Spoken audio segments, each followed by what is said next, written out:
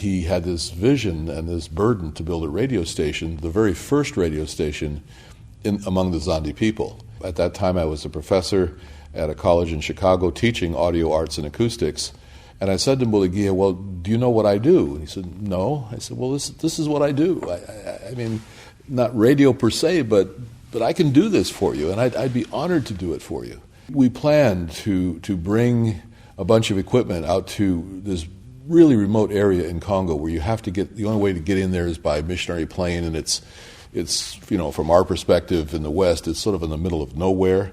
In our very first test transmission, where we were broadcasting a pre-recorded Azande folktale, just as a test broadcast to see if everything's working before we, nail everything down.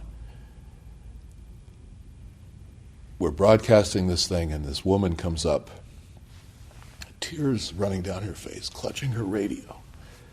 And she says, it's speaking my language. It's speaking my language. And she had never heard Azande on the radio because it had never happened.